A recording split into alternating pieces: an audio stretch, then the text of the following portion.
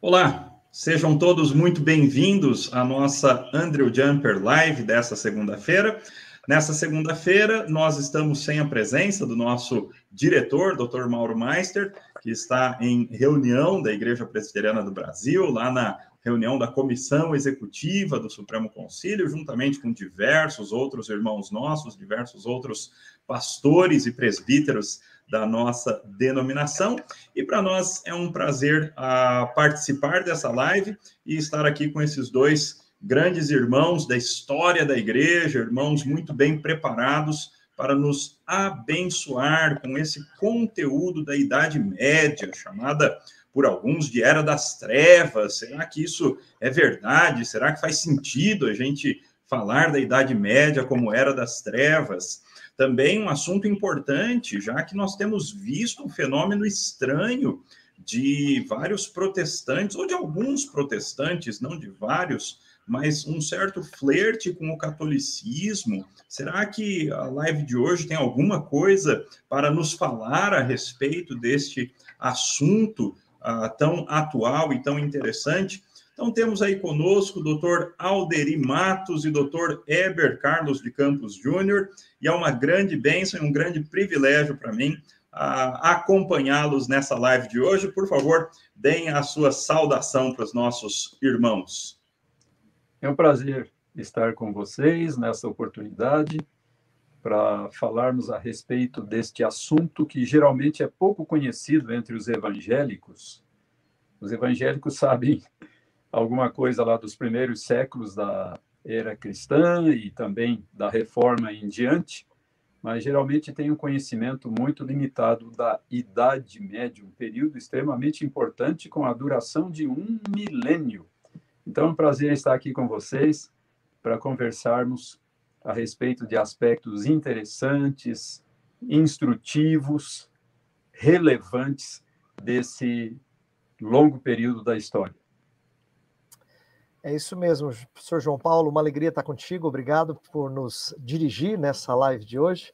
Uma alegria também participar junto com o professor Alderi, que é um professor na área de teologia histórica há tanto tempo, né? E adquiriu uma bagagem tão grande nessa matéria.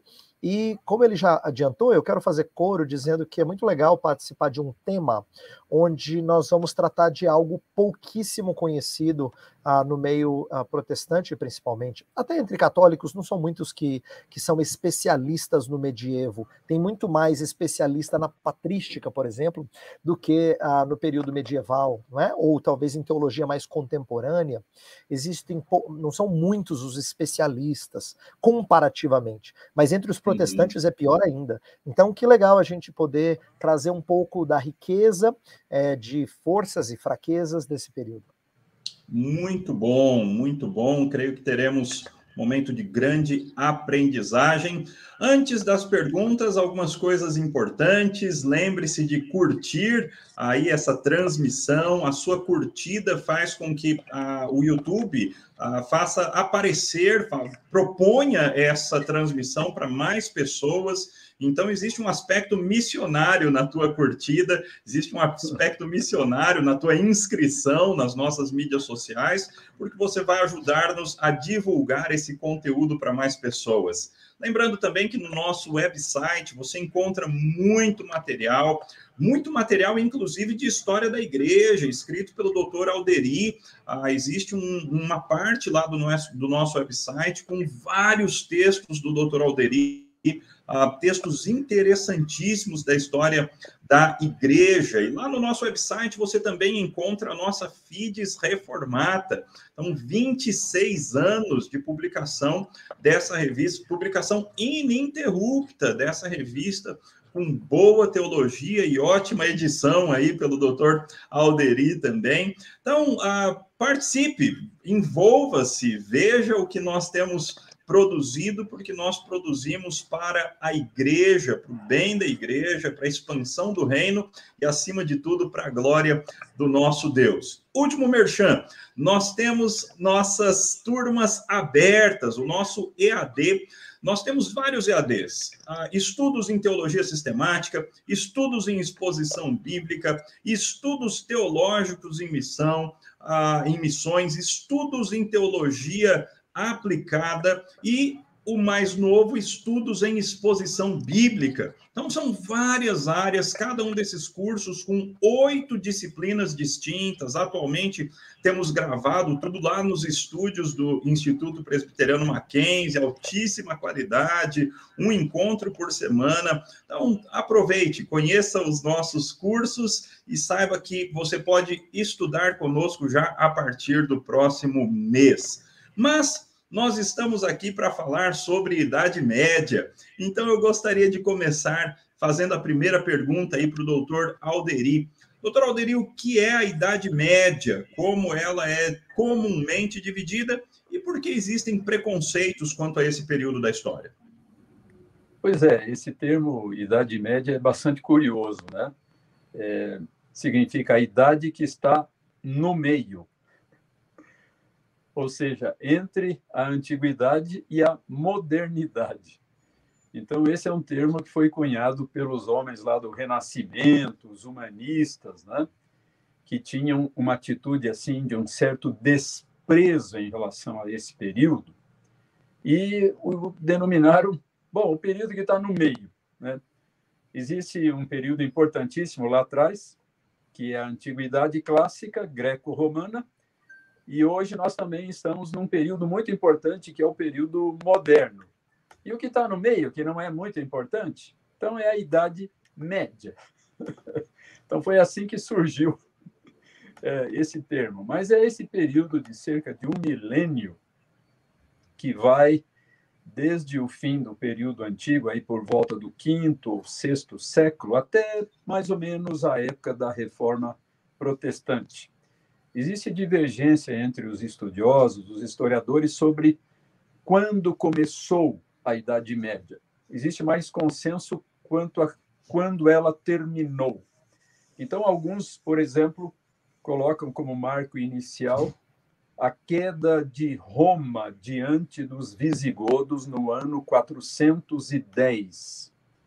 Outros colocam como marco inicial o pontificado do Papa Gregório Magno, no ano 590. Então, varia aí, quinto século, sexto século, mas o fato é esse, né? É um período extremamente longo, 1 milênio, e geralmente se divide a Idade Média em 2 partes mais ou menos iguais, ou seja, antes e depois do ano 1000. Essa parte anterior ao ano 1000, muitas vezes é designada, foi designada no passado com mais frequência, hoje menos, como a Idade das Trevas. Então, um termo bastante negativo, bastante pejorativo em relação a esse período, mas mesmo os historiadores que mantêm esse termo hoje, eles dizem que nós devemos entendê-lo no sentido de que havia muito poucas oportunidades educacionais. Então, foi mais nesse sentido. A dificuldade de acesso da maioria das pessoas à educação. Mas, evidentemente, muita coisa valiosa, muita coisa importante, muita coisa útil aconteceu nessa primeira metade da Idade Média.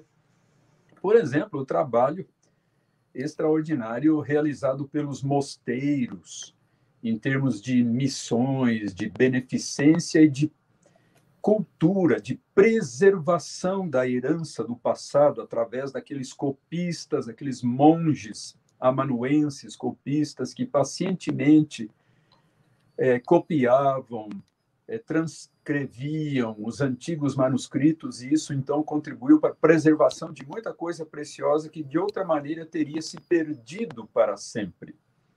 Mas, evidentemente, há um consenso de que a segunda metade da Idade Média é especialmente extraordinária nas suas realizações, nas suas contribuições. A segunda metade da Idade Média é o período, por exemplo, da construção das magníficas catedrais góticas da Europa. É o período do surgimento das primeiras universidades, como a Universidade de Paris, a de Bolonha, a de Oxford e tantas outras. É o período também das cruzadas. que promoveu um intercâmbio não só comercial, contribuiu, né, para um maior intercâmbio não só comercial, mas intelectual entre o Oriente e o Ocidente. É o período do surgimento de novas ordens religiosas que foram tão importantes, a ordem dos franciscanos, a ordem dos dominicanos. É o período desse notável florescimento no âmbito da teologia, que foi o escolasticismo, que teve figuras de grande expressão como Tomás de Aquino e outros. Enfim, esses são os principais períodos desse grande tempo da história do Ocidente que nós chamamos de Idade Média, e neste programa, então, nós estaremos abordando alguns dos aspectos desse período tão rico. Professor João Paulo, você me permite complementar só um pedacinho do que o professor Alderi já falou tão bem? Eu queria contribuir só com aquela parte do porquê existem preconceitos quanto ao medievo, não é? Porque eu acho que isso talvez ajude o nosso ouvinte a entender algumas das coisas. O professor Alderi falou com muita propriedade sobre o termo negativo da ideia de Idade das Trevas, não é? Esse é um conceito que surge principalmente no início do século XVII e foi popularizado durante o período do Iluminismo. Olha que interessante, exatamente para contrastar luz com trevas, né? O período obscurantista, de muita, vamos dizer assim, de muita muito conceito religioso, de pouco entendimento da razão adequadamente, não é? E muitas amarras de autoridade eclesiástica. Então, tudo isso foi alvo de críticas por parte de personagens como Voltaire. Voltaire, por exemplo, descreveu esse período como sendo um período de ignorância, né? Uma igreja opressiva, um clero oportunista, e muitos caras do período iluminista olharam para esse período negativamente. É interessante eu observar isso para as pessoas não pensarem que esse é um conceito só protestante, tá? Que esse preconceito para com o período medieval seria meramente protestante. Porém, pelo fato da gente ter esse tipo de análise por alguns que entendem a história avançando sempre para melhor, e aquele período anterior como sendo retrógrado, né? E o professor Alderi já falou bem de como o movimento, por exemplo, humanista voltou às origens da patrística, desprezando o período intermediário, que seria o período medieval. Tudo isso contribuiu para uma visão mais forte entre os protestantes de que medieval significa tudo que é diferente da reforma. A reforma seria uma oposição a tudo que é medieval. E eu acho que a live de hoje, em parte, é para mostrar que não é verdade que ela se opôs a tudo que é medieval. Ela se opôs a algumas coisas que se desenvolveram no período medieval. E como a gente vai tentar mostrar aqui, em continuidade com alguns pontos também da teologia medieval. Então, esse preconceito existe fora do protestantismo. O professor Alderi já falou muito bem que existia no período humanista, não é? Eu falei que isso reforçou ainda mais no período iluminista, mas, e isso fora de conceitos protestantes, não é? Mas, no protestantismo, eu acho que vigorou essa ideia de que a reforma foi contra muita coisa da Idade Média, contra toda a teologia da Idade Média, o que não é bem verdade, tá? Esse conceito já é um conceito altamente útil para os nossos ouvintes, nosso pessoal que está acompanhando. Interessantíssimo saber que a reforma não contradiz tudo que foi proposto e produzido na Idade Média. Indo para uma segunda pergunta, meus irmãos, o que aconteceu com a igreja e a sociedade nessa época? Fazendo uma análise um pouquinho mais aí sociológica, talvez, o que vocês podem dizer a respeito disso? Bom, a Idade Média é um período onde nós vemos uma simbiose, uma aproximação muito grande entre a igreja e a sociedade, e, em particular, entre a igreja e o Estado. Essa aproximação teve vantagens, contribuiu para o fortalecimento da igreja, sem dúvida, mas também teve certas desvantagens. Por exemplo, o papado sofreu muito em certos períodos com essa excessiva aproximação do poder estatal e do poder político. Durante um longo tempo, na primeira metade da Idade Média, o papado foi controlado pelas famílias mais poderosas de Roma. E isso, inclusive, deu margem a muita violência, a muita distorção, a muitas ações absolutamente condenáveis associadas a diversos pontífices. Inclusive, houve um período lá no século X em que diversos papas foram mortos, foram assassinados por causa dessas lutas, dessas intrigas políticas. Uma outra coisa que aconteceu, já passando para a segunda metade da Idade Média, foi a famosa controvérsia das investiduras. Ou seja, quando era eleito um bispo, quando era eleito um abade de um grande mosteiro, quem que ia investir esse indivíduo nas suas funções? O papa ou o príncipe local, ou o rei, ou o imperador, dependendo da região. Então, houve uma queda de braço durante muito tempo entre vários papas e vários reis europeus em torno dessa questão, e finalmente chegou-se a um acordo, a um entendimento que ficou conhecido como a Concordata de Worms, a respeito da questão das investiduras.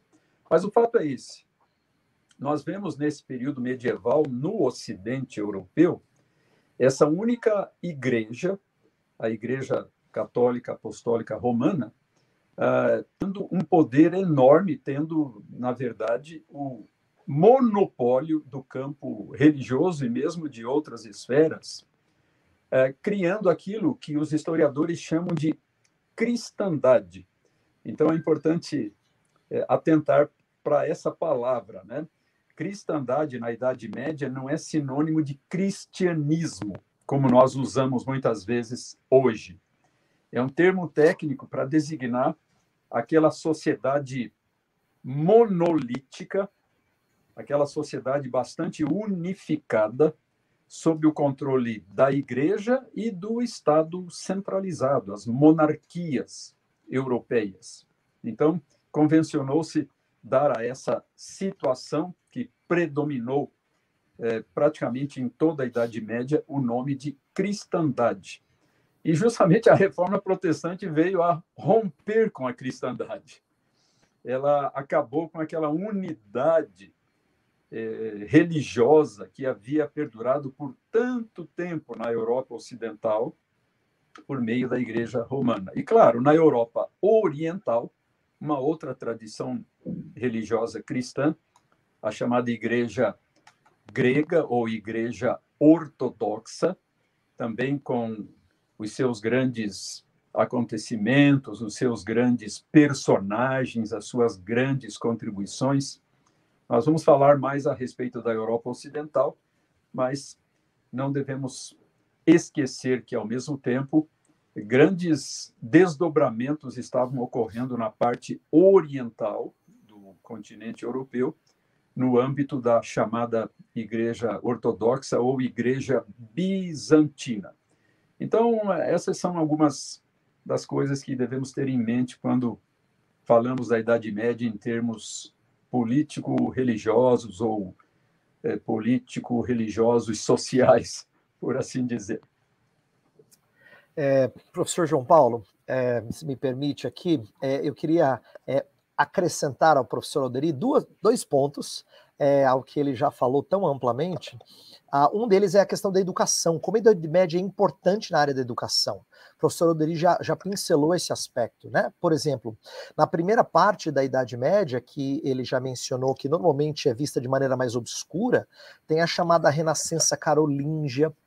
Quem gosta da área de educação deve saber, ou se não sabe, deveria pesquisar um pouco mais sobre a chamada educação clássica entrando no âmbito da igreja, principalmente durante a Renascença Carolíngia. Então é muito interessante o desenvolvimento de aspectos da educação clássica que é anterior mas que começam a entrar dentro das escolas que depois serão os monastérios. Os monastérios são levados a ensinar crianças algumas coisas, dentre eles o chamado trivium, quadrivium, são as matérias estudadas na chamada educação clássica, né? Então, isso tem um pontapé inicial, vamos dizer assim, um início de inserção na cristandade a partir da Renascença Carolíngia, que é século IX, principalmente, né? Oitavo, nono. Então, assim, esse foi um aspecto importante, mas não foi tão vasto o crescimento educacional na primeira parte, como o professor Alderi colocou, como na segunda. A segunda parte tem a desenvolvimento acadêmico impressionante. Então, olha como é importante a gente compreender que o nascedouro das divisões clássicas do estudo acadêmico é anterior ao período moderno, é medieval. Então, esse é um aspecto de continuidade bem interessante. O professor Alderi falou de descontinuidade, né, de quebra da reforma com alguns aspectos político-religiosos, mas tem esses elementos de continuidade. Um outro aspecto de continuidade muito legal para quem nos ouve é que, assim, a Idade Média, e nesse ponto até a reforma, tem uma cosmovisão muito mais marcada pela fé cristã. Olha que interessante. No período da patrística, a gente tem a tentativa do cristianismo de romper com o paganismo, não é? Uhum. Em alguns contextos isso demora mais, outros um pouco mais rápido. Então você tem o conflito entre cristianismo e paganismo muito forte nos primeiros séculos. Depois que está estabelecido em alguns lugares a fé cristã como predominante, ainda que existam impurezas de outros tipos de fé adentrando algumas comunidades, de uma maneira geral, algumas coisas são entendidas a partir do cristianismo, assim, a sociedade em geral. Uhum. Quando você pensa em comércio, quando você pensa em questões de sofrimento, de estética, de ciência, tudo é a partir da sua fé. Então, nesse sentido, é curioso ver como a nossa era, que é posterior ao iluminismo, ela dicotomiza muito alguns elementos do religioso e o secular de um jeito que não era exatamente assim que acontecia no período medieval, tá? Então, o que eu quero dizer é assim, percepção de Deus na vida ordinária. Isso era comum para o medieval, né? Fosse de maneira mística ou não, ele percebia, assim. Hoje em dia, não. Hoje as pessoas tendem, às vezes, a separar divindade, né? Isso é religião. Religião, a gente não discute isso. Então, existe uma mistura um pouco maior no período medieval entre Deus e a esfera natural, vamos dizer assim, que eu acho que é interessante a gente levar em consideração, tá? Muito bom. Essas duas primeiras perguntas trabalharam mais o aspecto histórico, né? A gente introduziu o conceito de Idade Média. A gente não, vocês dois, porque eu não conheço nada de Idade Média e para mim eu estou recebendo uma aula maravilhosa aqui e está sendo uma bênção. Mas o tópico da nossa live dessa noite tem a ver com a teologia da Idade Média. Então eu gostaria agora de fazer a transição para a gente começar a entrar nesse aspecto mais teológico. Quais os principais desdobramentos teológicos da Idade Média? Começa com o Weber.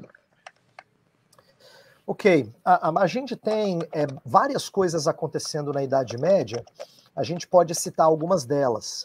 Então, uma delas é o desenvolvimento do escolasticismo. Isso acontece um pouquinho depois, existe coisa que acontece antes, que é significativa, teólogos importantes como Pseudo Dionísio, João Scotus Erigena e outros nomes da primeira parte da Idade Média, mas os nomes que influenciaram mais o restante da cristandade, né, e a história do cristianismo, eles surgem principalmente, João Paulo, no período posterior, né, a partir do ano 1000, como o professor Alderi já introduziu no começo da live. Então, se a gente fala de nomes como Anselmo, Tomás de Aquino, nós estamos falando de gigantes da teologia que são parte desse movimento chamado escolástico. Em suma, o que seria o escolasticismo? É um desenvolvimento acadêmico de questionar sobre Deus, mas fazendo distinções que antes não eram tão comuns. quando a gente fala de escolasticismo, essa é uma das áreas que há muito preconceito, sabe, João Paulo? Inclusive entre acadêmicos. Isto é, não tanto os mais técnicos, mas aqueles livros mais populares. Então, se um evangélico protestante pegasse um livro popular sobre o escolasticismo, o que ele ia ouvir? Ele ia ouvir que o escolasticismo é a tentativa de racionalizar a teologia para que sustente a fé com a razão. Não é tão simples assim. Existe um uso da razão que é diferente do que se fazia antes, mas o próprio Anselmo falava de uma fé que busca entendimento. Não é uma fé que vai se sustentar em entendimento. Né? Então, Anselmo é um exemplo disso que é muito interessante. Tá? Um outro aspecto negativo também, dizendo que a Idade Média, principalmente o escolasticismo, foi repleto de aristotelismo, né? Adaptaram tudo através da lógica dedutiva de Aristóteles. De novo, é uma explicação simplista. Aristóteles foi importante para algumas categorias de análise, não há dúvida sobre isso. Ele foi usado para explicar algumas coisas. Porém, não dá para dizer que toda a teologia foi deduzida de premissas aristotélicas. E é isso que, às vezes, dá impressão para as pessoas. Tá? Então, eu acho que a gente precisa compreender que há grandes virtudes no escolasticismo medieval e outras coisas que são menos virtuosas. Então eu vou falar de uma que a gente acha positiva, depois a gente pode falar de outras numa outra pergunta sobre pontos negativos. Mas uma coisa positiva, o escolasticismo é o grande responsável pelo início da sistematização teológica.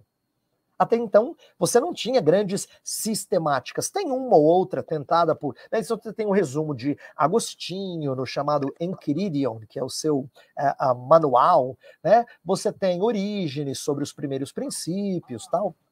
Mas você não tem, assim, sistemáticas no sentido mais conhecido. Isso surge principalmente no período medieval. E nesse ponto, os protestantes não vão ser contrários. Eles vão continuar um pouco dessa tradição de organizar as ideias, de pensar de maneira sistematizada para não ter incoerências. Os escolásticos foram gigantes nesse ponto. E a gente precisa honrá-los por isso. Então, quero terminar a minha participação e ouvir o professor Alderi, né? Tem a gente perguntando assim no YouTube, né? Esse foi um período importante na área de hermenêutica. Puxa vida, o humanismo. Não vou nem entrar no humanismo, deixar o professor Alderi responder. O humanismo é gigante em estudos hermenêuticos, né? Importantíssimo.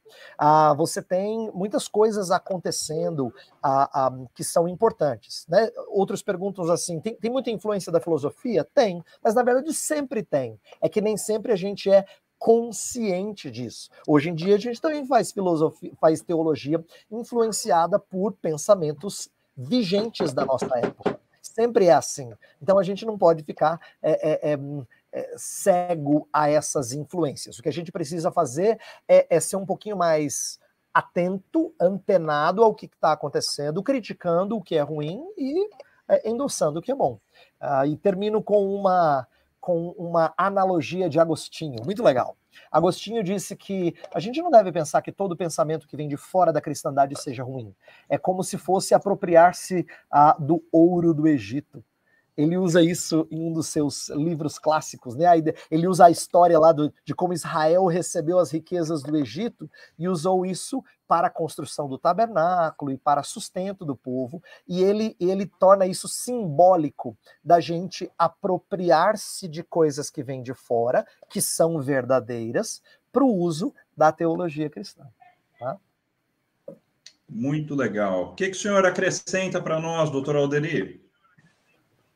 As colocações do Dr. Eber Júnior são muito pertinentes. Uma coisa interessante é que, na primeira metade da Idade Média, parece que predominaram mais questões de ordem prática, não tanto preocupações de reflexão teológica. Então, uma das coisas importantes que aconteceram na primeira metade da Idade Média, que nós não havíamos mencionado até agora, foi um grande esforço missionário por parte da Igreja. Foi na primeira metade da Idade Média, que ocorreu aquilo que se denomina a cristianização da Europa.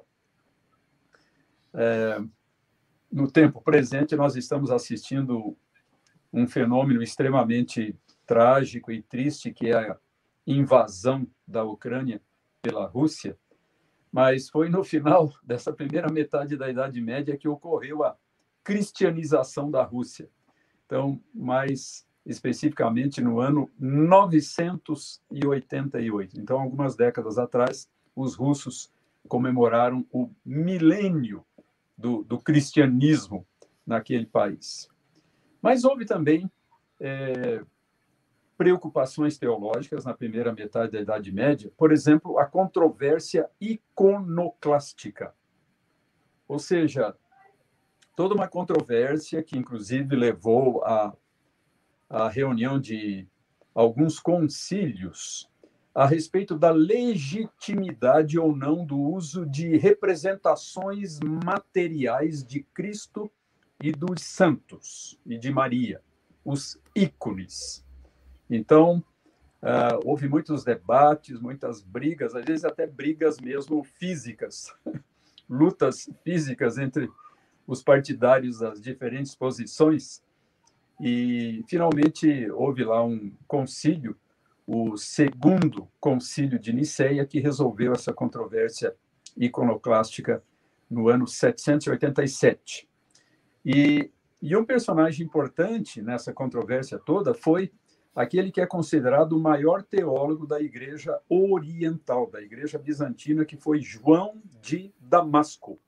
Então, João de Damasco é que fez toda uma argumentação teológica partindo da doutrina da encarnação, né?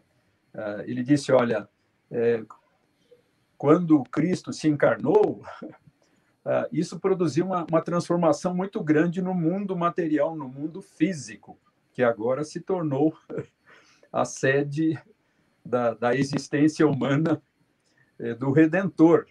Então, coisas que não eram permitidas antes da encarnação, como aquela proibição de imagens que vemos no Antigo Testamento, agora, à luz da encarnação, como consequência da encarnação, seriam admissíveis, não é? Então, a controvérsia iconoclástica. Mas, sem dúvida, o período de maior fertilidade, de maior produtividade, criatividade teológica da Idade Média foi a segunda metade, especialmente, como já foi apontado pelo Dr. Heber Júnior, com o escolasticismo. Esse termo vem das escolas. Nós já fizemos várias referências à educação no período medieval. A gente tem que lembrar que na Idade Média não havia um sistema público de educação. O Estado não promovia a educação. Quem que era responsável pela educação? Era a Igreja. Então, primeiro, durante séculos, existiram as chamadas escolas dos mosteiros. Os mosteiros eram os principais centros educacionais da Europa. E, no final, então, do período antigo, já entrando na segunda metade da Idade Média, surgem as chamadas escolas das catedrais. Então, primeiro as escolas dos mosteiros, depois as escolas das catedrais, e a partir dessas escolas das catedrais é que vão surgir as primeiras universidades. E nesse ambiente dessas escolas é que surge o escolasticismo, que é um movimento extremamente rico, extremamente fértil, que deixou contribuições extremamente valiosas, como já foi apontado pelo Dr. Heber Júnior, essa preocupação de compatibilizar fé e razão, fé, revelação, etc., religião e razão, mostrar que essas duas coisas não são incompatíveis, não são antagônicas. E daí aquelas famosas fórmulas que surgem já com Anselmo de Cantuária, né? Fides querens intellectum, a fé em busca de compreensão, ou seja, aquilo que eu aceito pela fé, eu também posso entender pela razão, né? O ponto de partida é sempre a fé. Nós cremos nas grandes verdades das Escrituras, nas grandes verdades do Evangelho, mas essas verdades nas quais cremos, nós também podemos refletir a respeito delas racionalmente. Nós também podemos deduzi-las por meio da razão. E então essa importante fórmula de Anselmo, Fides Quaerens Intellectum.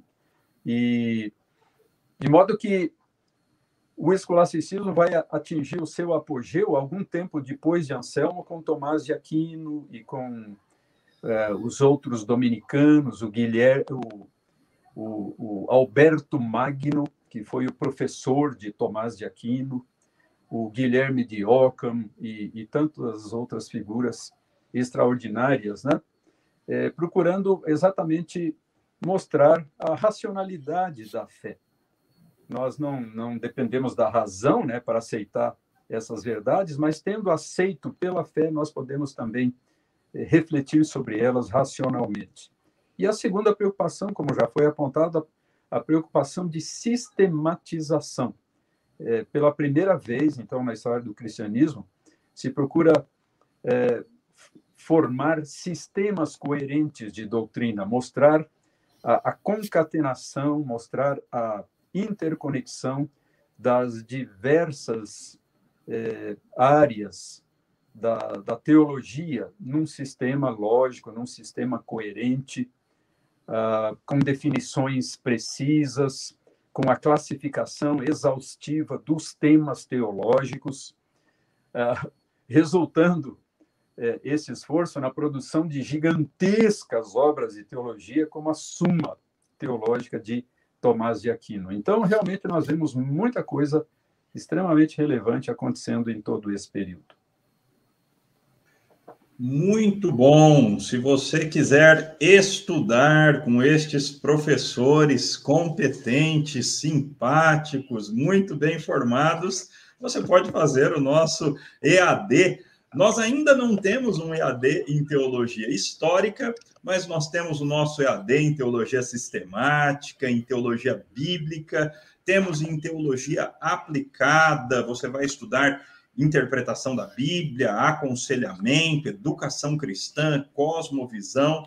Temos o nosso curso de EAD em missiologia, estudos teológicos em missiologia, diversas disciplinas práticas, quem sabe para você formar os líderes de missões da tua igreja local, pessoal que vai ser responsável por entrar em contato com missionários, por organizar viagens, pequenas viagens missionárias. E temos também o curso mais novo, Estudos em Exposição Bíblica. Esse curso está muito legal, está ficando muito interessante. Ele ensina como preparar uma aula de escola dominical, como preparar um estudo bíblico, e tudo a partir do conceito de exposição das Escrituras. Então, as inscrições estão abertas para o nosso EAD, todos os nossos programas. Você pode começar a estudar conosco já em maio. Hoje aqui, nós estamos estudando a respeito da Idade Média. E agora eu gostaria de perguntar, qualquer um dos dois, fique à vontade para começar, quais são alguns aspectos negativos e outros aspectos positivos da teologia medieval e como a Reforma Protestante lidou com eles. Nós já vimos alguns dos aspectos positivos e negativos, mas talvez seja interessante focar agora como é que a Reforma lidou, quais são as continuidades e descontinuidades da teologia da Idade Média comparado com a teologia da Reforma. Eu vou começar, professor João Paulo, dizendo assim, uma das coisas que foi mencionadas na pergunta anterior e que eu não explorei adequadamente é a questão do que é o escolasticismo versus o humanismo.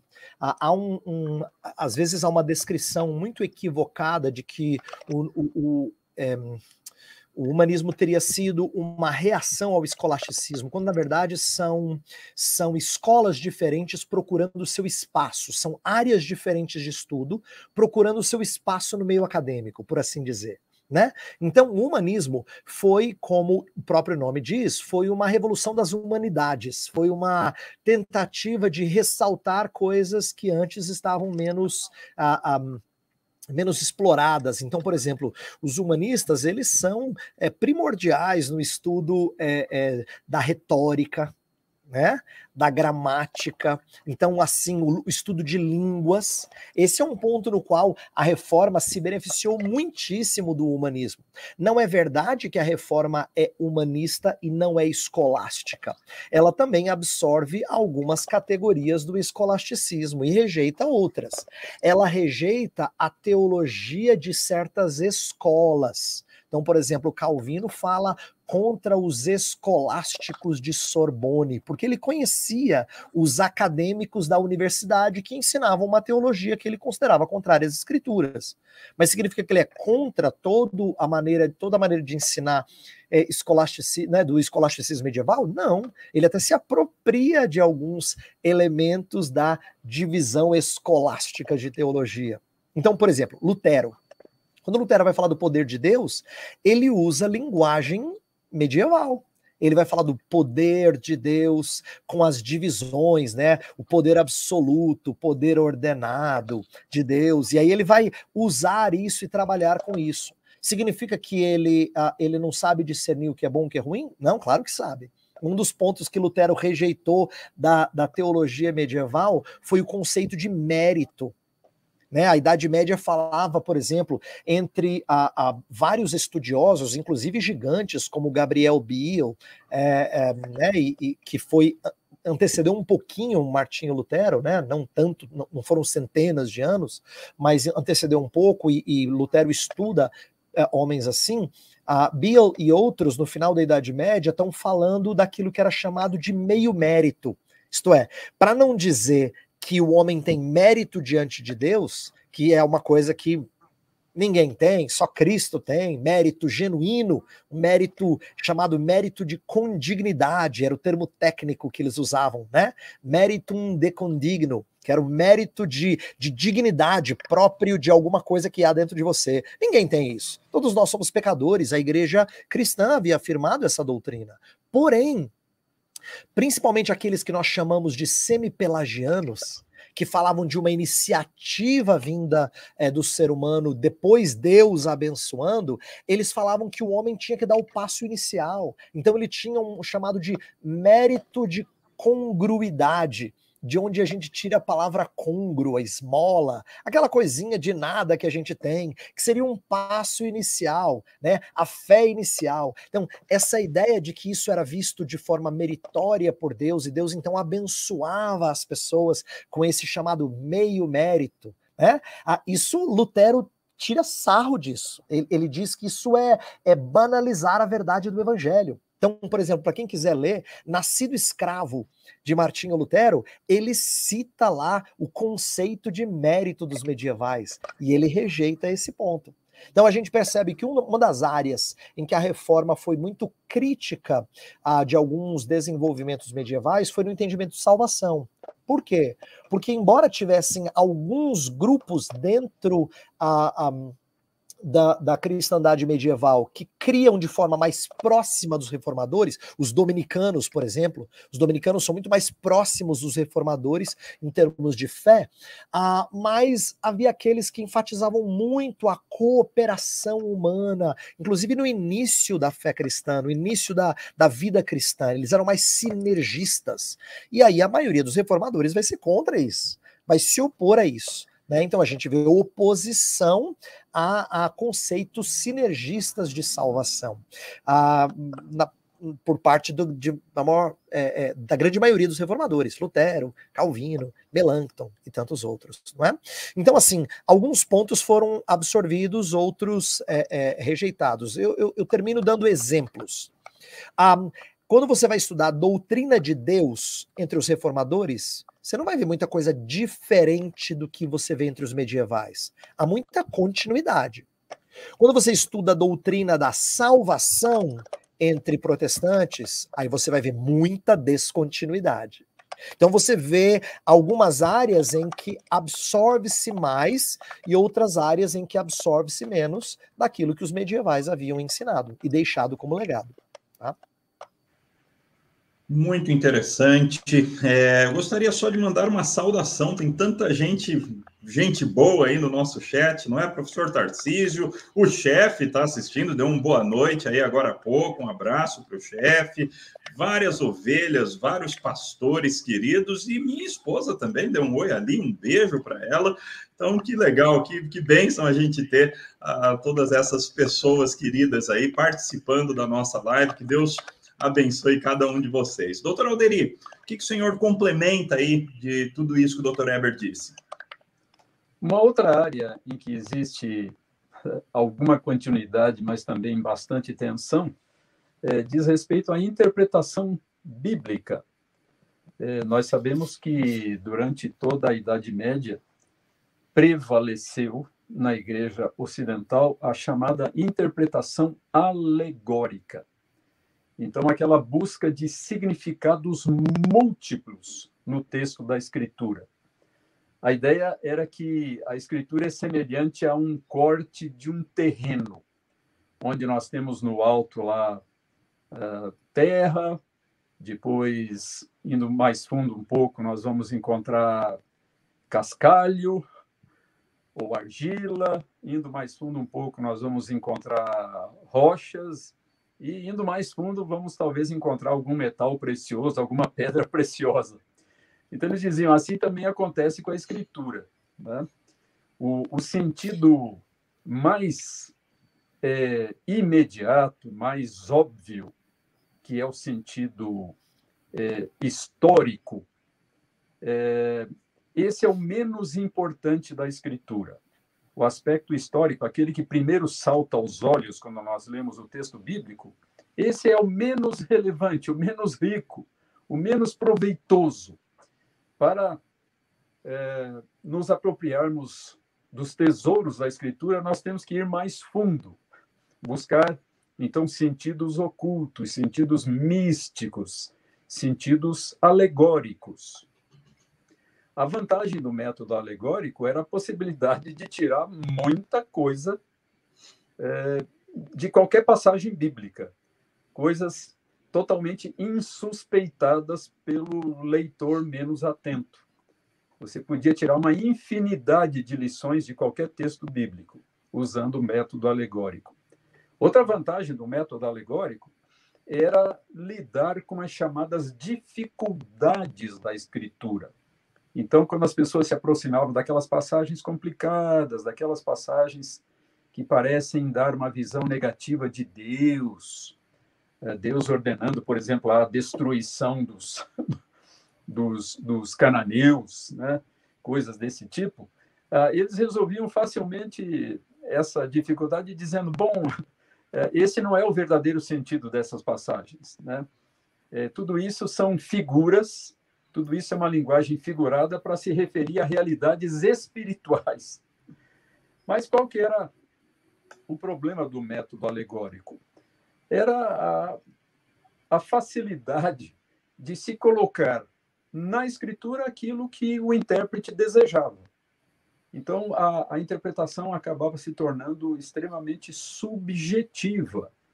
E por isso, então, os reformadores foram muito firmes na sua rejeição do método alegórico, insistindo naquilo que ficou sendo denominado o método histórico-gramatical, ou seja, a importância de levar a sério a gramática do texto, as palavras usadas e também a intenção original do autor, o sentido histórico e assim por diante.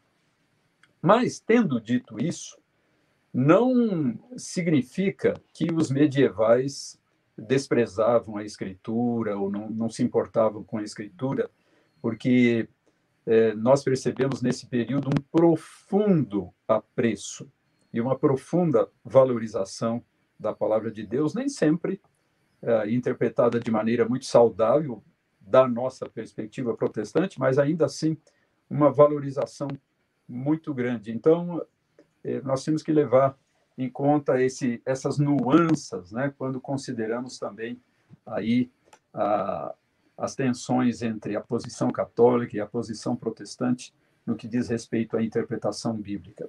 Mas, sem dúvida, vai ser na área doutrinária que nós vamos ver as maiores aproximações e distanciamentos entre os dois grupos, né? Como já foi destacado pelo Dr. Heber Júnior, nós temos doutrinas como a doutrina de Deus, a doutrina da Trindade, a doutrina da pessoa de Cristo, das duas naturezas de Cristo, onde os protestantes não acrescentaram absolutamente nada.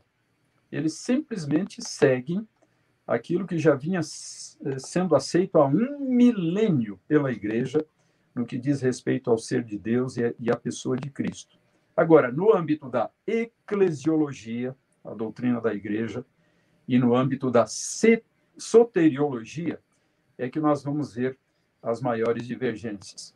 Uma coisa interessante que aconteceu mais no final da Idade Média, com esses dois importantes movimentos que foram o Renascimento e o Humanismo, que não são exatamente sinônimos, né? São duas coisas diferentes, o Renascimento e o Humanismo, mas foi a crítica da Vulgata Latina. Então, surgiu entre os humanistas, entre alguns humanistas, pelo menos, uma reconsideração de muitas passagens que, no seu entender, foram traduzidas erroneamente por Jerônimo, lá na Antiguidade, no final do V século, no começo do IV século, no começo do V século. Jerônimo, ao traduzir essa importante versão bíblica, que é a Vulgata Latina. Então, eles disseram, olha, existem termos aqui, termos, inclusive, de grande importância teológica, que não foram traduzidos corretamente. Quando Jerônimo traduz a palavra mysterium por sacramento, lá em Efésios, isso não é adequado, é mistério mesmo. O sentido da tradução é mistério e não sacramento. E essa passagem lá de Efésios 5 era utilizada pela Igreja, é utilizada pela Igreja para sustentar o matrimônio como um dos sacramentos da Igreja. Tá? E existem outras passagens muito interessantes da Vulgata que receberam esse tipo de questionamento e que acabaram, então, sendo um argumento importante usado pelos reformadores ao rejeitar certas posições doutrinárias do catolicismo romano. De modo que nós vemos, quando olhamos para a Idade Média, tanto elementos de aproximação como de afastamento em relação ao protestantismo. Aquelas escolas que antecederam a reforma, por exemplo, a chamada Escola Agostiniana Moderna. Esses teólogos ligados a essa escola, como Thomas Bradwardine, em inglês, ou então Gregório de Rimini, eles eram não só profundamente agostinianos, mas profundamente monergistas. Eles abraçavam uma posição no que diz respeito à salvação, que dava absoluta prioridade, absoluta ênfase à ação soberana de Deus na salvação do começo ao fim, em contraste com outras escolas teológicas medievais. Então, nós vamos ver Lutero, Calvino, Zwinglio sendo influenciados por essas escolas de teologia da Idade Média, ali daqueles últimos séculos anteriores à Reforma. De modo que... Professor Oderi, se me permite, nós vemos muita coisa um parênteses preocupante, aqui, mas também muita coisa positiva na teologia medieval. Só um parênteses aqui, o professor Oderi citou um aspecto muito legal de homens que eram sinergistas, só para dar uma ilustração bem interessante. No final do século XVI, início do XVII, tem um debate entre protestantes sobre como é que a gente deve entender a soberania de Deus e os acontecimentos dentre os homens, né? Assim, e se Deus de fato está por trás de todos os acontecimentos, tem a ver com a doutrina da providência, tá? E aí, nesse debate, surge o chamado molinismo. Molinismo é um entendimento que vem de Luís de Molina, um católico, e que foi trazido para um debate católico. O que é curioso é o seguinte, quando os protestantes vão discutir isso, arminianos vão se apropriar de algumas ideias dos católicos que eram franciscanos, Luís de Molina era um franciscano, como Soares e outros, e os reformados vão se apropriar do argumento dos dominicanos contra os arminianos. Olha que legal. Então você vai ver, na idade do protestantismo, no período do protestantismo, um debate interno entre protestantes, em que um está se apropriando de uma parte da tradição medieval e também moderna, e o outro uma outra parte. Então, os reformados vão se aproximar mais de dominicanos, enquanto arminianos vão se aproximar mais de franciscanos. Isso é só um exemplo para ajudar o nosso povo a entender que não é assim nítido, né? A Idade Média é só isso, né? Há essa multiplicidade que o professor Alderi explicou bem. Eu acho que está ficando claro. Um personagem interessante aqui é o Duns Scotus, né? Esse teólogo Doutor Alderi, Duns Scotus. Aliás, isso já faz uma transição perfeita para a nossa quinta pergunta. Quais são alguns dos grandes teólogos medievais e suas principais contribuições? O senhor pode começar pelo Scotus. Bom, esses grandes teólogos medievais, né, são Anselmo de Cantuária e Bernardo de Claraval, que são considerados os precursores do escolasticismo. Então, Anselmo de Cantuária, um italiano que estudou na França e depois se tornou arcebispo de Cantuária, na Inglaterra. Então, uma figura extraordinária, o Anselmo de Cantuária. Nós temos também a pessoa do Bernardo de Claraval, que é mais associado ao misticismo, que é uma outra coisa muito importante que acontece na Idade Média, os movimentos místicos. Nós temos, então, como já foi dito, o Tomás de Aquino, o Alberto Magno, Duns Scotus, Guilherme de Ockham. Todos esses são luminares, são expoentes da teologia medieval. Mas eu ia me referir ao Duns Scotus, esse teólogo escocês do século XIII, comecinho do século XIV, porque ele exemplifica essa aproximação e distanciamento da teologia medieval em relação ao protestantismo. Qual que é a aproximação? Ele é um grande defensor de uma posição teológica conhecida como voluntarismo, ou seja, de que a vontade divina tem predominância, primazia sobre o intelecto. A coisa mais importante no que diz respeito a Deus é a sua vontade, o seu querer. Então, essa vai ser a posição defendida por aqueles que creem na eleição ou na predestinação, né?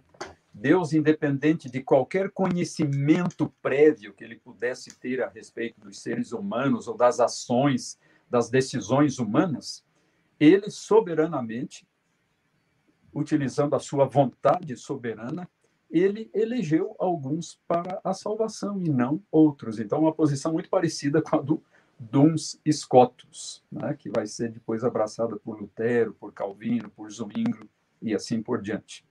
Por outro lado, o Duns Scotus é um grande defensor da concepção imaculada de Maria. Então, esse mesmo indivíduo que tem uma posição com a qual nós nos identificamos, tem essa outra posição com a qual nós absolutamente não nos identificamos. Então, ele é um dos maiores defensores teóricos, né, defensores teológicos desse entendimento de que Maria, mãe do Redentor, foi concebida sem pecado, né? Mas, evidentemente, tem muita coisa que a gente pode dizer a respeito dos outros teólogos medievais, a respeito de Anselmo de Cantuária, por exemplo, aquele famoso argumento dele a respeito de Deus, né? Deus como aquele sobre quem nada maior pode ser concebido. Então, esse é um dos famosos argumentos de Anselmo, né? Ele diz: quem é Deus? Deus é aquele a respeito de quem nada maior pode ser concebido. Se nós podemos ter a concepção de um ser sobre o qual nada maior pode ser concebido, apenas na nossa mente, isso se torna muito limitado, porque, evidentemente, um ser que é o maior concebível, mas apenas intelectualmente, ele vai ser inferior a um ser que é o maior concebível na realidade. Então, ele faz esse contraste muito interessante, né? O maior ser que nós podemos imaginar, esse ser vai ser inferior, se ele for apenas imaginado, do que um ser que existe de fato na realidade. Então, daí a conclusão dele. Portanto, o maior ser concebível é um que não é apenas imaginado, teoricamente, abstratamente, mas um ser que existe concretamente. E este ser, então, é o nosso Deus. Então, o famoso argumento de Anselmo. Que legal. Doutor Heber Júnior, qual outro teólogo você gostaria de destacar aí da Idade Média? Eu acho que o professor Rodrigues já falou bastante. Essa live é só para PTC, não é necessariamente para a gente explorar tudo. Um que eu acho que ele já mencionou o contexto, mas não falou especificamente, é Erasmo de Roterdã, que já é contemporâneo de Lutero. Erasmo era um grande linguista, inclusive os protestantes vão usar o Novo Testamento grego de Erasmo, alguns insights de Erasmo, por exemplo, o professor Rodrigues citou aí a crítica à Vulgata, né, numa resposta anterior. A doutrina da justificação, ela começa o seu desenvolvimento no protestantismo a partir de uma tradução do próprio Erasmo de Romanos 4, que é diferente da Vulgata. Então, o conceito de logizomai como sendo imputar, como sendo algo mais jurídico do que transformador, né? O termo grego que a gente vê na escritura, principalmente em Romanos 4, ele ganha esse sentido mais jurídico a partir de uma revisão linguística de Erasmo. Então, olha que curioso, Erasmo nunca se torna protestante, ele continua pegado ao romanismo, mas ele provê ferramentas linguísticas que protestantes vão utilizar, inclusive no desenvolvimento de uma doutrina tão cardeal como justificação. Então, esse é um exemplo. Muito bom. Deixa eu acrescentar alguma coisa aqui. Pois não.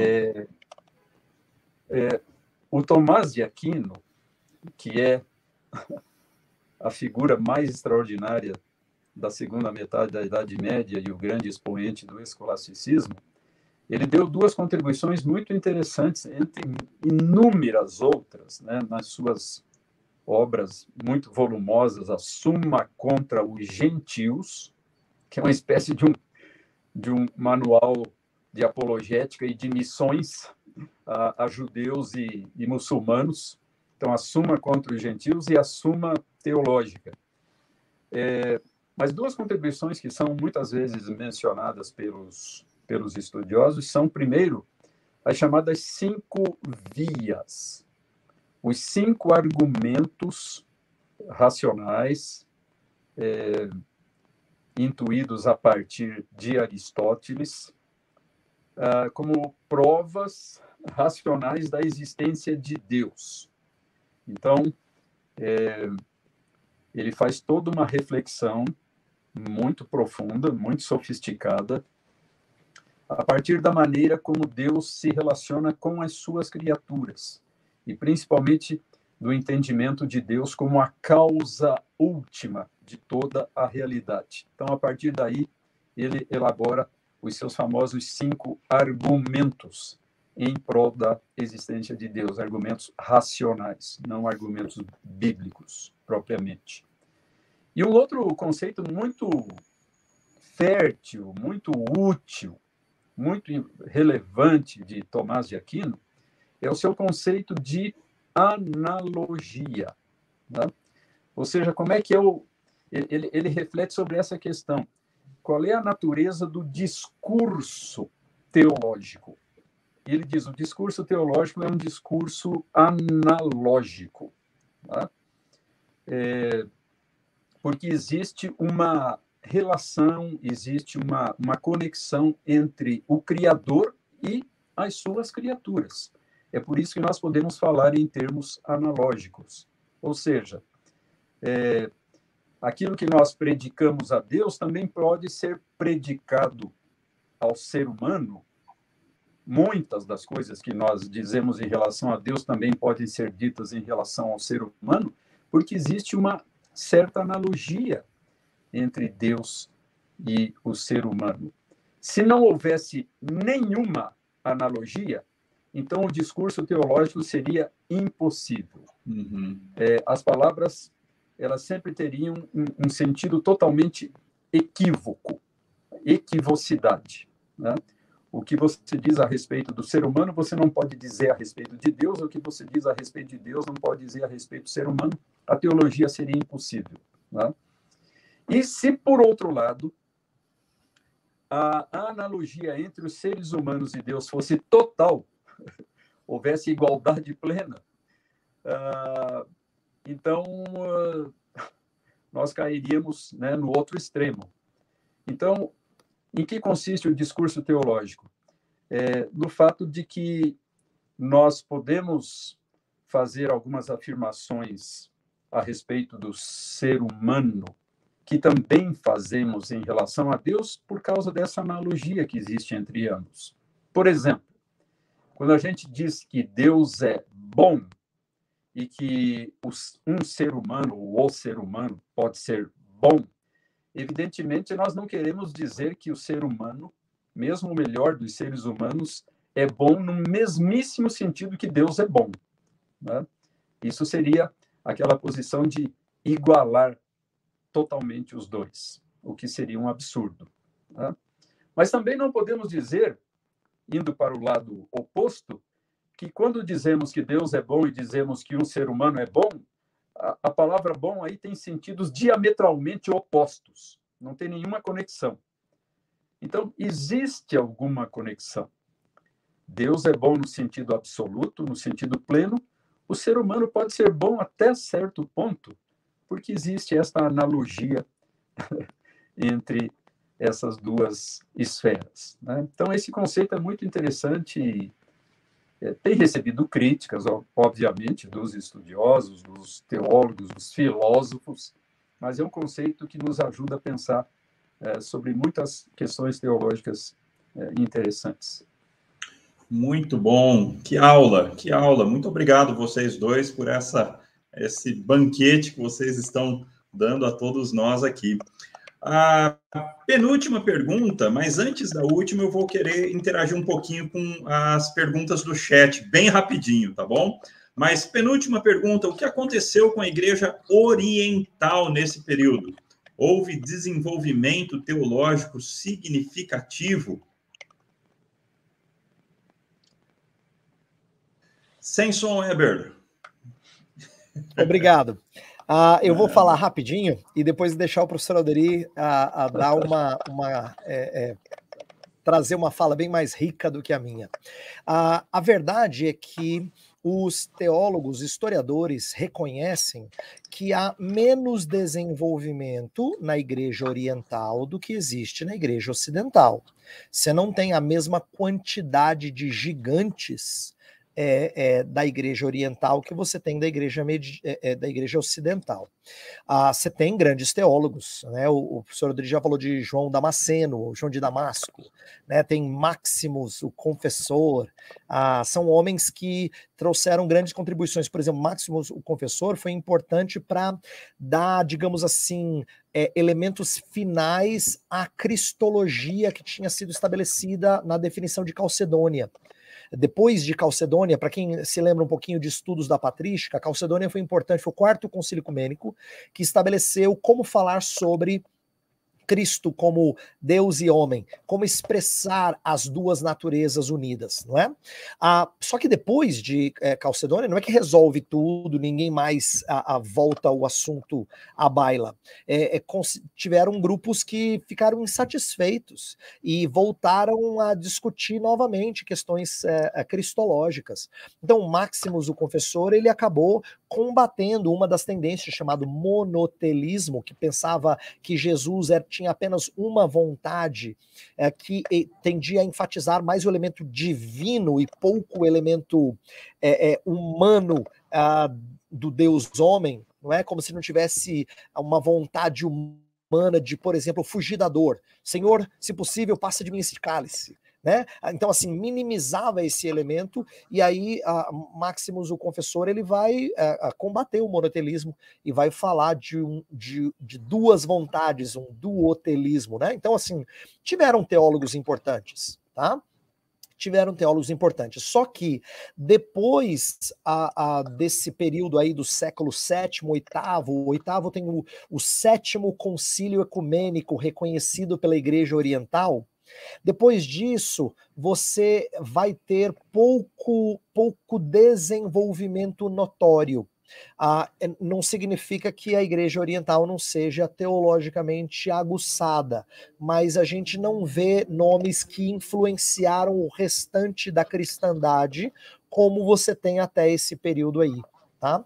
Depois, no século XI, tem o grande cisma, né, o racha entre a Igreja Oriental e a Igreja Ocidental, por conta de como se entendia a participação, a procedência do Espírito.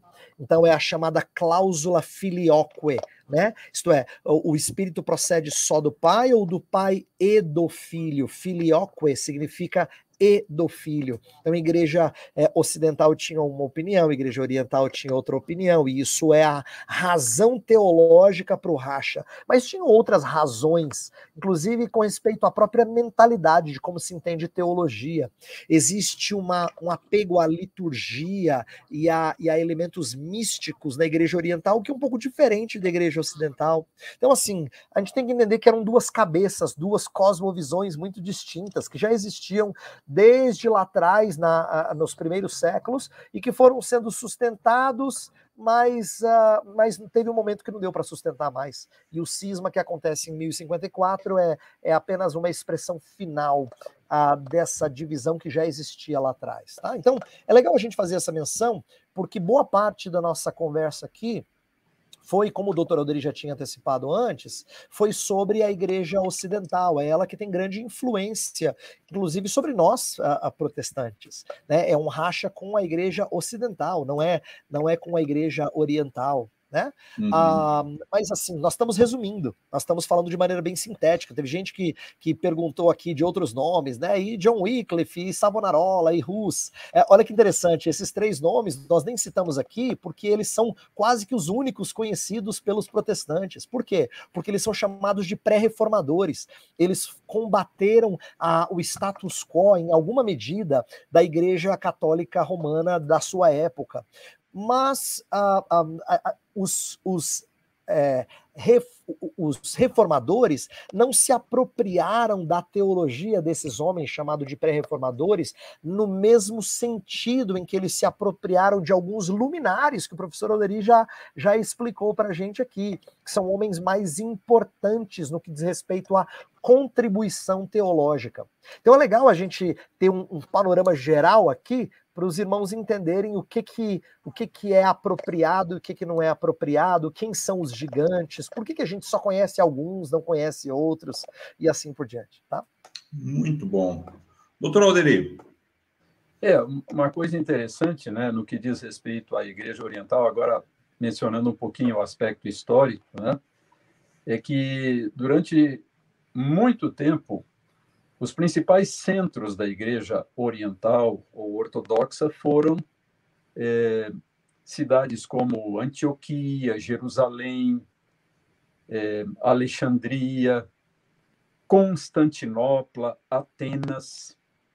Mas, mais tarde, houve um grande crescimento da Igreja Ortodoxa entre as nações eslavas, os povos eslavos, ou seja, aqueles povos do leste europeu. E mais tarde, então, e aqui vejam a conexão com o que está acontecendo hoje, surgiram dois grandes patriarcados, um em Moscou e outro em Kiev. Um na Rússia e outro na Ucrânia, né? Se tornaram patriarcados muito maiores, com um número de adeptos, de fiéis, muito maior do que aqueles antigos patriarcados originais. Aliás, um detalhe interessante e doloroso ao mesmo tempo da guerra que está acontecendo na Ucrânia é que nós vemos os russos bombardeando edifícios públicos, edifícios de apartamentos, escolas, até hospitais, mas não as igrejas, né? As igrejas ortodoxas da Ucrânia estão todas intactas. Eles fazem questão de não atingir as igrejas. Por quê? Porque é a mesma religião deles, dos russos, né? A mesma religião ortodoxa. Mas então, foi principalmente a partir da queda de Constantinopla em 1453, diante dos turcos muçulmanos, é que houve um grande fortalecimento desses patriarcados eslavos, principalmente na Rússia e na Ucrânia. E, como já foi dito, né, a Igreja Bizantina, a Igreja Oriental, tem tido esses grandes teólogos. Houve aqueles luminares extraordinários dos primeiros séculos, né? Uma figura como um Orígenes, uma figura como, ou figuras como os três Capadócios, extraordinários teólogos orientais. Então, Basílio de Cesareia, Gregório de Nissa, Gregório de Nazianzo, Atanásio, o bispo de Alexandria, uma das mentes mais brilhantes da Igreja Antiga. Mas na Idade Média também surgiram teólogos notáveis, já mencionamos aí várias vezes o João Damasceno, ou João de Damasco. Depois surgiram figuras como Simeão, o novo teólogo, o Gregório Palamas, é um dos teólogos mais apreciados pelos ortodoxos. Então, Gregório Palamas, até chegarmos a teólogos atuais como o Vladimir Lossky, o John Meyendorff, que são figuras bem conhecidas então na teologia ortodoxa. Agora, no que diz respeito aos temas, então, são muito curiosas as preocupações da teologia oriental em contraste com a teologia ocidental. A teologia oriental sempre foi mais mística, sempre foi mais especulativa do que a teologia ocidental, romana e latina, sempre mais marcada por preocupações práticas. Então, nós vemos lá entre os orientais aquele famoso conceito da salvação como divinização. A palavra grega theosis, divinização. Então, aquela ideia, né, de que Cristo se tornou semelhante a nós para que nós nos tornássemos semelhantes a Ele, né? Então, esse é um conceito bastante explorado na teologia ortodoxa.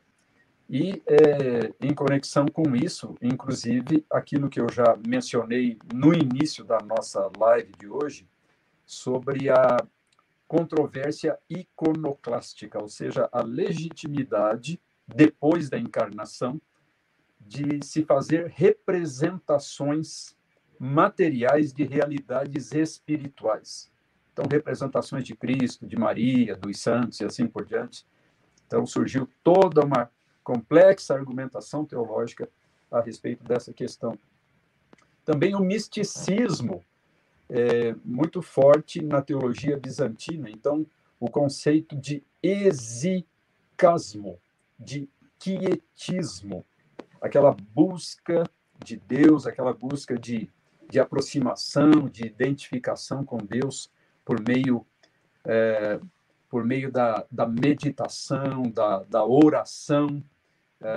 Existe também toda uma argumentação teológica a esse respeito, Claro que isso também está presente na teologia ocidental, a teologia católica também se interessa bastante por esse assunto, mas ele adquire uma dimensão especialmente importante, então, naquilo que nós chamamos de teologia bizantina. Olha, eu estou com muita vontade de estudar mais a respeito da Idade Média, viu? E eu creio que os nossos ouvintes também. Vamos ter que abrir um EAD em História da Igreja em breve aí para satisfazer os nossos ouvintes e o pessoal que está nos acompanhando. Eu creio que uma das tônicas dessa live está sendo a ideia de que há muita coisa aproveitável, muita coisa importante, muitas continuidades, inclusive, entre a teologia da Idade Média e a teologia que a gente recebe na Reforma. Claro que existem distinções, mas também há muita continuidade, e isso é uma informação muito importante, especialmente para quando a gente estuda, por exemplo, nos livrinhos lá do Gonzales, não é? E a gente resume esses 1000 anos como Era das Trevas. Então, quer dizer, que importante a gente ver tudo isso que nós estamos vendo. Rapidinho, e agora sim, as respostas têm que ser bem curtinhas mesmo, para a gente interagir um pouquinho com o pessoal que participou no chat. O Newton perguntou se seria possível distinguir entre humanismo e iluminismo, e fazer uma ponte aí com a teologia liberal moderna. Quem encara essa?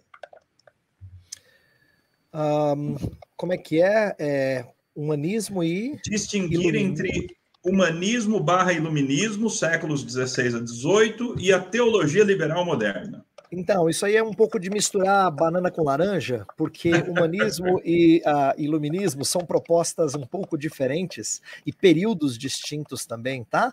Teologia moderna é uma teologia que vai se apropriar de interesses que já vinham desde os humanistas, mas todos se apropriavam de alguns interesses de lá. Vai ser mais calcada no iluminismo, por conta de quebra com algumas amarras. Então, deixa eu fazer uma conexão, talvez seja útil para o nosso irmão que perguntou aí, o Newton, né? O nosso telespectador aí, vamos dizer assim.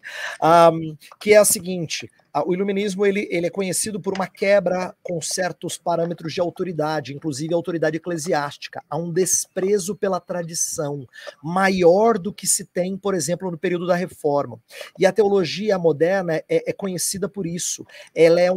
Ela muitas vezes é acusada de ser soberba, Newton, porque ela não volta atrás para aprender de elementos da história. Então, um exemplo disso olha para o desenvolvimento na área da teologia bíblica. Dificilmente teólogos bíblicos estão interessados em que gente do passado disse sobre o texto sagrado.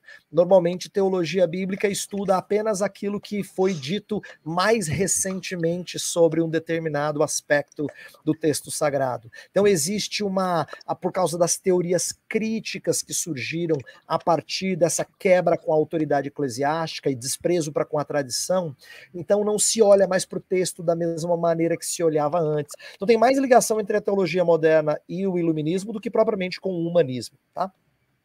Legal. Doutor Alderi, a Célia pergunta se havia algum reformador na época da Idade Média. Rapidinho, o que o senhor pode falar para a gente sobre isso? Olha, sempre houve reformadores, mas não do nível de preocupações dos reformadores do século XVI, né? Então nós temos um indivíduo lá como Pedro Valdo, ou Pedro Valdés, na França, lá do século XII, que foi um indivíduo que levantou lá uma série de questionamentos, mas não fez uma obra assim tão ampla como aconteceu no século XVI. Nós temos a figura que já foi mencionada de João Wycliffe, na Inglaterra, do século XIV, que inclusive desenvolveu as ideias de um indivíduo que eu mencionei, o Thomas Bradwardine, que era um daqueles monergistas lá do final do escolasticismo, né? Então, Wycliffe, que é responsável pela primeira tradução da Bíblia completa para o inglês. Nós temos a figura de João Hus, na Boêmia, na antiga Tchecoslováquia. Todos esses indivíduos tiveram preocupações de reforma, foram questionadores, escreveram obras importantes, e por isso é que eles são designados como os pré-reformadores. Mas nenhum deles, claro, acabou conseguindo realizar uma obra tão vasta e de consequências tão impressionantes como aconteceu com os reformadores do século XVI. Muito bom. Pedro Abelardo, foi ele que deu fundamento à apologética? Pedro Abelardo é conhecido por alguém que traz um questionamento sobre as autoridades. Então, uma obra famosa dele é o Sic et Non, que é o sim e não. Né? Sim e não é assim, ele pegou autoridades e ele jogou uma contra a outra, para dizer assim, como é que a gente interpreta a tradição. Tá? Então, nesse sentido, ele está levantando a importância de duvidar e levantar uma investigação, não simplesmente receber a autoridade cegamente. A ideia é que você reflete sobre aquilo que foi dito e diz, será que funciona? Tal, e não. Então, assim, Pedro Abelardo é um cara que traz um insight interessante sobre essa investigação escolástica. Esse é um aspecto no qual a gente poderia, talvez, relacionar com a apologética. Porém, eu não conheço muitos apologetas que usam Pedro Abelardo como um grande pai e um grande fundador do pensamento apologético. Tá? Aliás, Dr. João Paulo, Pedro Abelardo é um bom exemplo de que na história da igreja também existe, na história da teologia também existe romance. O Pedro Abelardo, infelizmente, ele ficou mais conhecido na história não pela sua teologia, mas pelo seu romance com uma mocinha chamada Heloísa. Né? Tem muitos livros, filmes, etc., a respeito disso, né? Mas então é isso, na história da teologia também existe o romance. Legal. Última pergunta aí do chat. A Igreja Evangélica Brasileira abraçou a dicotomia sagrado versus profano? Se sim, quais as consequências disso? São boas ou ruins? Então, essa dicotomia, ela realmente vem da Idade Média e é possível fazer essa ponte entre a Idade Média, essa dicotomia na Idade Média e essa dicotomia na Igreja Brasileira? Olha, eu vou dar uma dica, porque é para responder rápido. Leia Verdade Absoluta de Nancy Pearce. Ajuda, tá? O que ela vai dizer lá? Tinha uma dicotomia comum da Idade Medieval, que é herdada dos gregos e que foi apropriada por Tomás de Aquino. Mas não é verdade que só se pensava de forma dicotomizada. A minha observação no meio da live foi dizer que os medievais viam a realidade com uma lente cristã e não pensando só em secular no sentido tradicional. Por exemplo, nem o Estado era visto de forma secular. O Estado era totalmente subordinado a uma visão cristã. O próprio professor Alderi falou sobre essa relação entre igreja e Estado durante a live. Então, se tomar um cuidado dizendo que a dicotomia é puramente medieval e que a gente absorveu. Então, eu dei uma dica de literatura, mas estou fazendo um contraponto, tá? Muito bom. E essa foi a transição perfeita para a nossa última pergunta. Para terminar, como vocês sugerem dicas, ideias, como é que a gente pode começar a estudar a Idade Média? Eu quero fazer isso. Como é que eu posso fazer aí? Quais são as dicas de material que vocês têm para a gente começar a estudar e aprofundar na Idade Média? Eu tenho que começar essa resposta. Deixa eu começar, professor Alderi. Eu sou obrigado a começar essa resposta. Muito bom. Eu vou explicar para os nossos ouvintes por quê, não é? Eu quero indicar a leitura desse livro aqui, ó, do professor Alderi Matos, né? Fundamentos da Teologia.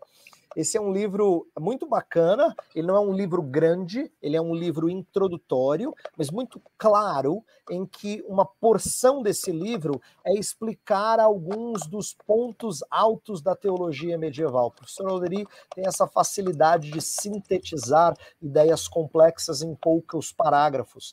Então ele tem, assim, principais personagens e principais movimentos e trabalha aí uma porção desse livro com esse livro aí, de Fundamentos da Teologia Histórica. Então, eu tenho que fazer essa dica, porque ele poderia até falar, mas eu faço questão de falar, porque acho que faz mais sentido eu fazer o merchandise aí. Agora, tem outros livros mais profundos, sem dúvida. Eu vou dar uma dica de livros um pouco mais densos, né?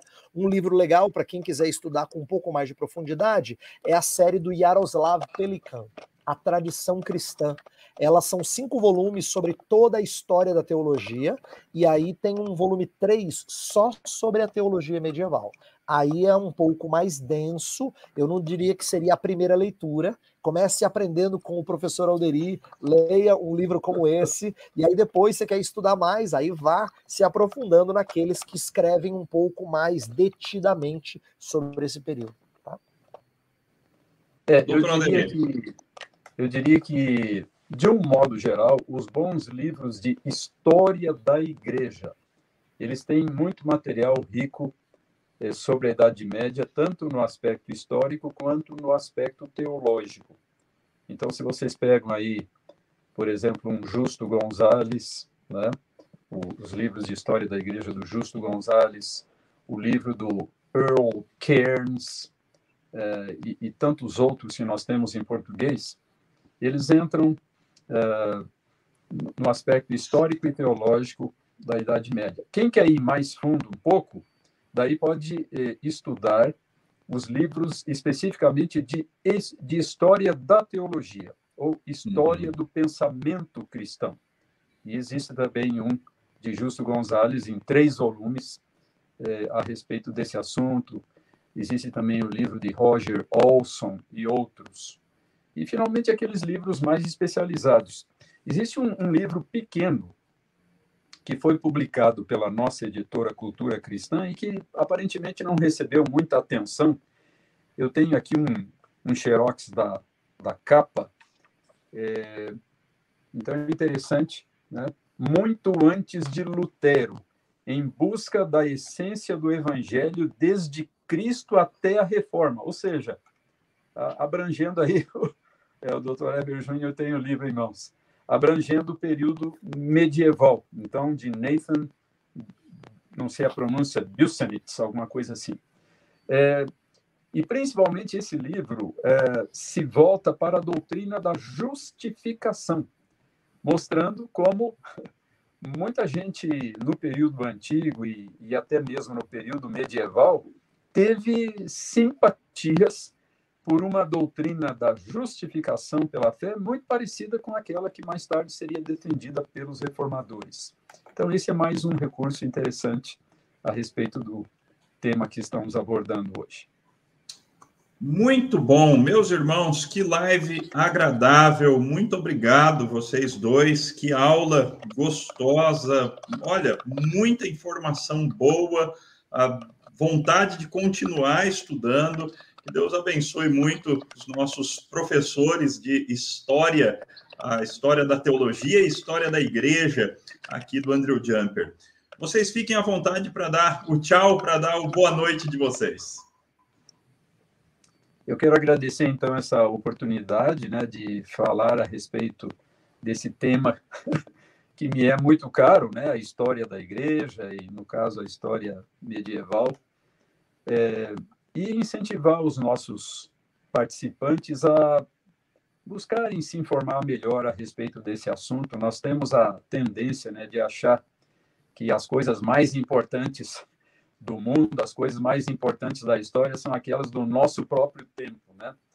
Mas o fato é que, como disse alguém, nós somos como anões sentados sobre ombros de gigantes. Nós podemos ver mais longe por causa deles, por causa daquilo que eles fizeram, por causa daquilo que eles ensinaram. Então, que Deus abençoe os nossos participantes, os nossos espectadores, e no sentido de terem uma apreciação ainda maior pela nossa rica história e pelo que Deus tem feito no correr dos séculos. Muito bom. Minha gratidão também ao professor Alderi pelos insights tão ricos, pela condução sua, professor João Paulo, muito obrigado. E só quero fazer não tanto um merchandise, mas é legal os nossos ouvintes saberem, daqui a 2 semanas eu terei o privilégio de ensinar junto do professor Jonas Madureira, que é um professor visitante em nossa casa, um curso de mestrado só sobre o escolasticismo medieval. Isso é para testificar que nossa escola, embora seja uma escola de linha reformada, né, protestante, mais especificamente reformada, também está interessada em aprender as conexões com períodos como esse que a gente fez na live. Então é legal que os nossos ouvintes saibam que vai ter curso aqui e curso de mestrado, se aprofundando em coisas que nós só introduzimos hoje aqui, tá bom? Muito obrigado. Muito bom. Deus foi o Senhor da história também durante a Idade Média, não é verdade? Então, também houve muita coisa boa durante a Idade Média, também houve igrejas firmes, homens fiéis ao Senhor, a igreja tentando entender melhor a palavra de Deus, e que bom que nós temos homens que têm estudado esses períodos e que podem trazer esses insights e essas lições para a gente, lições que vêm da história. Que Deus abençoe muito você, obrigado por nos acompanhar, visite o nosso website, entre em um dos nossos programas, venha estudar conosco e que Deus vos abençoe e vos guarde. Até a próxima. Boa noite.